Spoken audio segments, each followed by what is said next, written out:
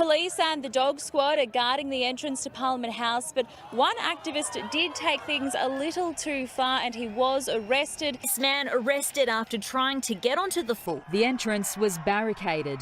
One protester tried to run up the hill but was quickly arrested. Attention.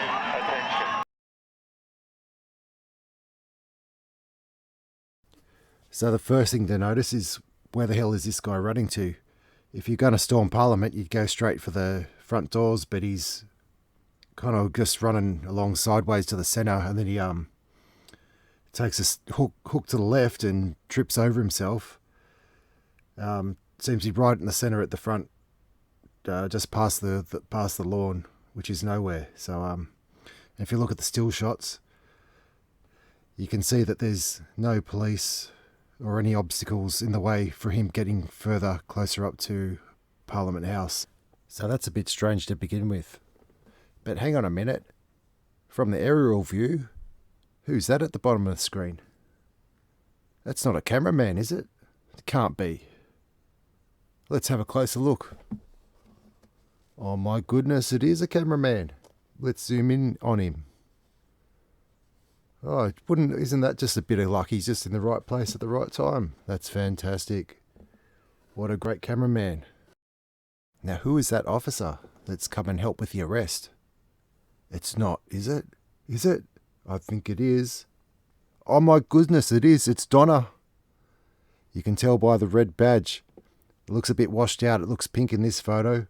But that's definitely Donna. That's her body shape and that's her badge. Oh, that's fantastic, Donna. Normally there's 4 or 5 officers on the one protester, but this time there's only 2 of them and one can walk away because the situation is secure. And she just happens to be at the right place at the right time. We know how she got her job. She's just brilliant at her work. Same as the cameraman. A little too far and he was arrested. This man arrested after trying to get onto the Was quickly arrested. So you can see with the footage on the TV how there's a cameraman up close that is walking around towards the front of the arrested protester, and it just so happens to be in the exact position where Donna's walking. So if this was a proper arrest, that camera footage from Donna's video cam would be used in evidence and you wouldn't be able to release it until the court date. And this event would have taken place around midday, but it's been passed on from the police to the TV stations, edited and ready to go by the 6 o'clock news. So there he goes. No handcuffs, one officer. I must say the cameraman failed because his footage didn't even make it to the news. It would have been better off if he wasn't there. It might have been more believable. And he's forgotten his handbag. A moment ago he's scurrying for his glasses, get them back on, but he's forgotten his handbag. Surely they should be checking that handbag for bombs or weapons or something like that. But wait, there's more. Oh my God, it's the same bloke again. Going for a bit of a roly-poly tumble. I reckon this is probably their first attempt to get a bit of fake footage for the TV, for the news. And yeah, he's got the same clothes. He's got the same shirt, same pants. He's got a hat on this time though.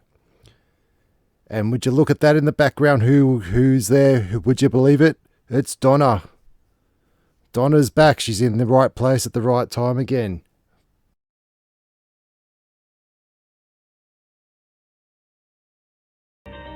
Coming back to ACT policing and being promoted to an officer in charge was one of my most memorable moments, because I honestly believe that probably would never have happened in my career.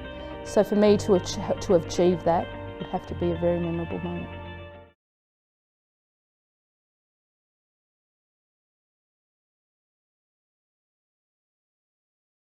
Every time these guys react with what they think is going to control us, it generally backfires.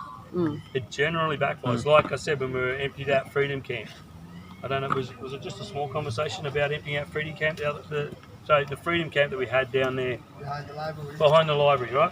When they emptied it out, I was second to last, the last vehicle out. Not because I'm a hero, because I was at the end of the queue and the police got to me last, right? Donna, who is running the police force, you'll see her with a red badge on. She's a little bit overweight. I was going to buy her a skipping rope the other day. Not really. She's free to do whatever she wants. She wants to overeat, not exercise. That's her freedom, right? Anyway, she was the person that came up to me and said it's time to move on.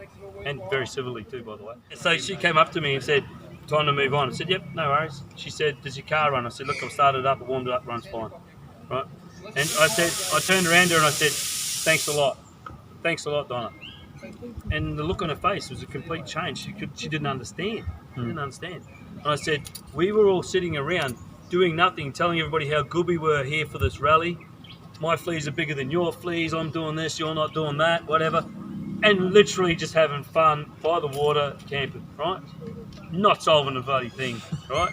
Except for making a problem with the toilet. There's only one toilet for the whole camp. Anyway, and you could see the gears in the head start to turn. And then I said, you organised the best possible convoy we could. Every single car in camp. Every single car in camp. And I said, then you blocked the traffic at 9 o'clock and let us out in peak hour traffic to cause massive disruption. I said, we could not have done that. I said, you literally did the best thing for our cause of anybody here. I said, you helped us more than any of us could help ourselves. And it was like dropping a spanner into two gears. It's like, you know? And you could see the realization on her face. That's what they're doing. They think they're beating us by doing things like this. They're just making it work better for us. Because we're on the side of right, we're on the side of freedom. So literally everything they do is wrong. Literally everything they do doesn't work because the rest of Australia go, that's not on. That's un-Australian. That's unfreedom like. And everybody wants to be free to do what they want, you know. And if you take enough freedoms away, people will always, you know, it's like the cat in the corner. The wild cat in the corner, don't try and pick him up. Give him a way out and let him go. So that, anyway guys, I'm the average Aussie, you guys are all average Aussies, you're all free thinkers. Stay as long as you can, do whatever you can. Remember the golden rule, if you can't make it back Saturday, you've got to get someone else to take your place. If you can't find someone who can afford it, you've got to fund them to get here. Right? That's the rule. That's the rule. There's a lot of people here who literally spend everything to be here. And remember the people from WA, Northern Territory, they can't go home. How much is that for commitment? They have crossed the border that they can't cross back. They've left everything behind. And they now have refugee status. Did you know that? Wow. No. Yeah, a lot of people didn't, right? They now have political refugee status. In their own country. Sorry? In their own country. In their own country. And that is another move by them. They closed the borders. They locked us out. They thought it was going to stop people coming here. They created an untouchable class of us. They can literally camp in the middle of the road. They can't be moved on. Really? Yes. Yes. They're untouchable.